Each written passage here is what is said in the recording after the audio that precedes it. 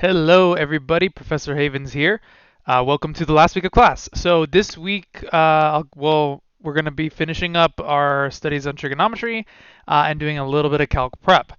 So I'll be posting an announcement very shortly about the final and everything else. But just as a reminder, we're not going to have another exam this week.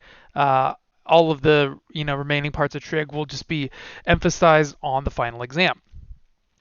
But anyways, this week I wanted to talk a little bit more about other trigonometric identities, how we can use them, and solving trigonometric equations, which are some fairly technical sections, but we will get through it because it's kind of using a lot of the information that we've been going over with trigonometric functions and kind of applying it and seeing how it's used and how to kind of expand upon those previous ideas.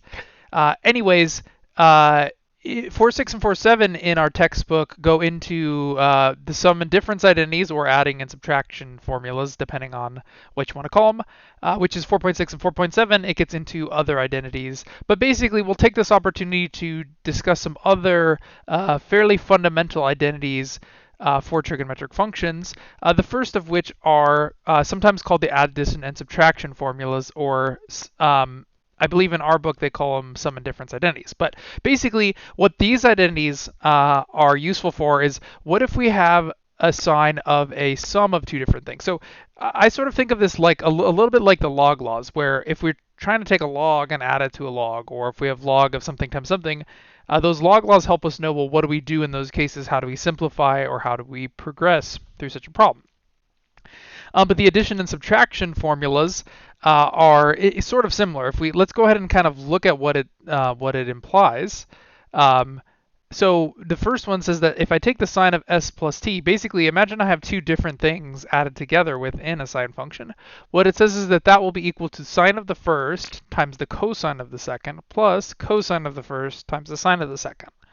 And in this video, I wanted to talk about, well, why does this make sense? And then in the next couple videos, we'll talk about, okay, why is this useful? What else does this imply? And how can we use it? And similarly, if we look at the sine of s minus t, really it's the same formula, but applying even and odd identities.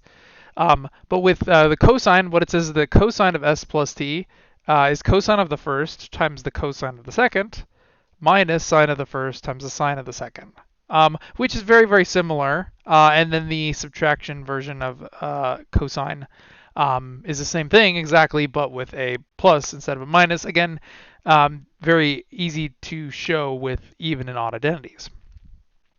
And tangent as well it's a ratio of sine over cosine. So if you take this and divide it by this and do some simplifying, what you'll end up with is this. So let's get into the why first. So what I'm going to do is in the slides, I've kind of have all of the math laid out in the particular proof I like to do. But if you Google proving sum and difference identities, you'll see there's actually a lot of different ways you can prove this. But this is my favorite variant because it's built on the unit circle. That's where we started when we defined sine and cosine. So I think it makes sense to use the unit circle to try to understand those identities. But basically, what we'll start off with is what happens if we look at the sine or the cosine of s plus t. And basically, well, if we're looking at, well, what does s plus t mean as the input to a cosine function, kind of like going back to this identity cosine s plus t, well, what that would mean is, well, if we have a sum of two different terminal distances to our terminal point, right? Cosine returns the x position at that point, sine returns the y position by definition. But basically, if we have a sum, we could imagine that as two different points, basically t and s, or s and t. The order doesn't really matter how you set it up. But based on this construction, we can kind of imagine, okay, point 1 would be the cosine of s plus t times the sine of s plus t. Sorry, that point itself over here, right, would be located at cosine s plus t for its x coordinate and sine of s plus t for its y coordinate. Because, to that point, we have a generic s plus t. And if you're wondering, well, why is it in quadrant 2? It doesn't really matter. It could be anywhere. This is just sort of a generic construction, so we're just sort of picking arbitrary distances for s and t to try to get a sense of what is happening. Additionally, we have p sub 0 is our initial point, which is defined to be 1 comma 0 for trigonometric functions. And so that's kind of neat. And basically, notice that there's a dotted line connecting point 1 and and point 0, which well, why would you think to do this? But actually, what's kind of interesting is if we make a similar construction using negative s, the proof of the law of not the law of cosines, the sum identity for the cosine function can be seen by looking at this secondary line. So let's go ahead and look at, well, what is this q0 and q1? But basically, we're just going to call q1 the distance to just t, not s plus t. So if we're thinking about what is the point q1, since that is just t from the initial point, that would have an x-coordinate of cosine of t and sine of t, pretty straightforward. But additionally, if we were to go from the initial point backwards negative s, or clockwise, because remember clockwise is the negative direction as defined on the unit circle with trigonometric functions, basically we'd want, if we want negative s, we're going to call that point q0 as the terminal point for that movement.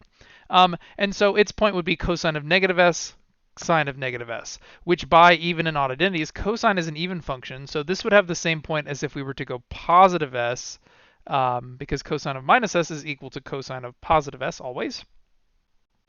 And since sine is an odd function, sine of minus s would be equal to negative sine s, because if I was to go up s, I would wind up as a positive y point, which would be the cosine of s. But if I'm to go down s, I'm going to have a negative y coordinate, negative sine s would be where I end up. And this simplification is just helpful for later. But basically, what I'm doing is I'm noting what are all of these 4 points that I have in the slide right here.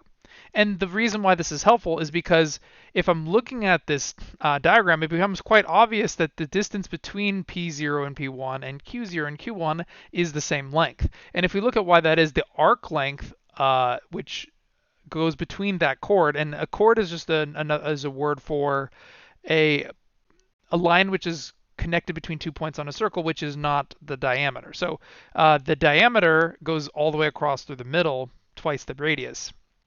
But another similar line which cuts across the circle, sometimes called a chord. Anyways, so this chord has a particular length. And since I know the locations of these points generically, I could use the distance formula to figure out, well, how long is this line? And in a similar fashion, I could use the distance formula to find, well, how long is this line based on Q0 and Q1? But also how we know it's the same length, that's what I didn't mention yet, is that this is obviously s plus t. That was the original construction. So that arc length is a sum length s plus t. And if I'm looking at this arc length, well, technically it would be t and minus s based on the definition of the unit circle. But if we're thinking about just the net distance length, obviously the length of that arc is positive t plus positive s, even because we would ignore the negatives when we're thinking about just a raw distance. And so this distance of the connecting chord must also be equal to the same length because it's corresponded to the same arc length. So anyways, like a little bit of geometry can help us to really prove that. But basically what I'm going to do next is look at what's the distance between P0 and P1 in a straight line sense, and what's the distance between Q0 and Q1 in a straight line sense, because we know the arcs are the same length and it is on a circle. So next up, what I call is dp, d sub p is the distance between the 2 points, basically this segment of dotted lines, which is basically going to be, well, remember our basic distance formula is the square root of x2 minus x1 squared plus y2 minus y1 squared. Basically, because of the Pythagorean theorem, I could figure out, well, how long is this, what we often refer to as delta x, how long is this, delta y, and the length of the hypotenuse of that triangle would be equal to this squared plus this squared. So if we take the square root of this squared plus this squared, we're going to be left with the length of the hypotenuse. And basically, we could figure out each of those lengths because we know, well, what's the x-coordinate here and here? So the difference between this x and this x would give us this particular length, delta x, the length of the base of that triangle which I'm drawing. So that would be cosine s plus t minus 1, this minus this. And then the distance of the y components would be y sub 2 minus y sub 1 squared, which is just sine s plus t minus 0. So that one's a little bit easier. But what I get is kind of a gross expression, right? It's the square root of all of these sines and cosines with s plus t's within them. And we'll leave it for there for right now. But basically, this algebraic expression or trigonometric expression is going to give us the length of the line d sub p. Now d sub q is equal, and in the exact same way, we can figure out, well, what's the distance of this generically because we know what those 2 points were. So if I do y2 minus y1, well, sorry, I mean x2 minus x1 cosine t minus cosine s, that would give us the delta x. So again, kind of in the same way, I could imagine this as a right triangle here. I could find delta x by doing x2 minus x1, this minus this, and then I could find delta y by doing y2 minus y1, this minus this. And since I have sine t minus negative sine s, that would end up giving me sine t plus sine s in that particular case. And basically this also kind of ugly trigonometric expression would give me the distance between points q, 0 and q1.